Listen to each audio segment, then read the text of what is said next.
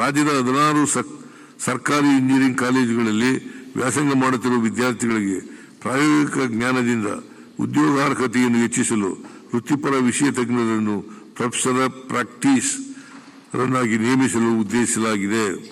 ಉನ್ನತ ಶಿಕ್ಷಣ ಸಮಗ್ರ ನಿರ್ವಹಣೆಗಾಗಿ ಜಾರಿ ಮಾಡಿರುವ UUCMS ತಂತ್ರಾಂಶವನ್ನು ಇನ್ನೂ ಪರಿಣಾಮಕಾರಿಯಾಗಿ ಅನುಷ್ಠಾನಗೊಳಿಸಲು ಒಟ್ಟಾರೆ 30 ಕೋಟಿ ರು ವೆಚ್ಚದಲ್ಲಿ ಉನ್ನತೀಕರಿಸಲಾಗುವುದು. ಚಿಕ್ಕಬಳ್ಳಾಪುರ ಜಿಲ್ಲೆಯ ಚಿಂತಾಮಣಿ ತಾಲೂಕಿನಲ್ಲಿ ವಿಶ್ವೇಶ್ವರಯ್ಯ ತಾಂತ್ರಿಕ ವಿಶ್ವವಿದ್ಯಾಲಯದ ಘಟಕ ಕಾಲೇಜನ್ನು 150 ಕೋಟಿ ರು ವೆಚ್ಚದಲ್ಲಿ ಸ್ಥಾಪಿಸಲಾಗುವುದು.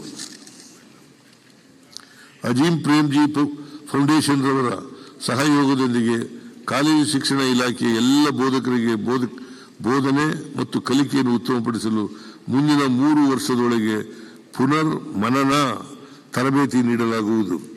ಸರ್ಕಾರಿ ಶಿಕ್ಷಣ ಸಂಸ್ಥೆಗಳಲ್ಲಿ ಓದುತ್ತಿರುವ ವಿದ್ಯಾರ್ಥಿಗಳಿಗೆ ಮಾರುಕಟ್ಟೆ ಆಧಾರಿತ ಕೌಶಲ್ಯ ತರಬೇತಿಗಳನ್ನು ಒದಗಿಸಿ ಉದ್ಯೋಗಕ್ಕೆ ಸಜ್ಜುಗೊಳಿಸಲು ಕೈಗಾರಿಕೆಗಳ ಸಹಭಾಗಿತ್ವದಲ್ಲಿ ಇಂಟರ್ನ್ಶಿಪ್ ಪ್ರೋಗ್ರಾಂ ಹಾಗೂ ವಿಶೇಷ ಕಾರ್ಪೊರೇಟ್ ತರಬೇತಿ ಯೋಜನೆಗಳನ್ನು ರೂಪಿಸಲಾಗುವುದು.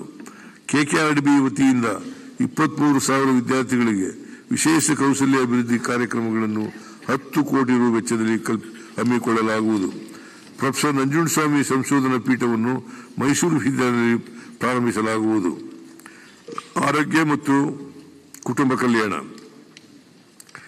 ಆರೋಗ್ಯವಂತ ಜನರಿಂದ ಮಾತ್ರ ಸಮತೋಲಿತ ಸಮಾಜ ನಿರ್ಮಾಣ ಸಾಧ್ಯ ಎಂದು ನಾವು ನಂಬಿದ್ದೇವೆ. ಜನನದಿಂದ ಎಲ್ಲ ವಯೋಮಾನದವರಿಗೂ ವರ್ಗ ಭೇದವಿಲ್ಲದೆ ಕೈಗೆಟುಕುವ ದರದಲ್ಲಿ ಗುಣಮಟ್ಟದ ಆರೋಗ್ಯ ಸೇವೆಗಳನ್ನು ಖಾತ್ರಿಪಡಿಸಲು ನಾವು ಬದ್ಧರಾಗಿದ್ದೇವೆ.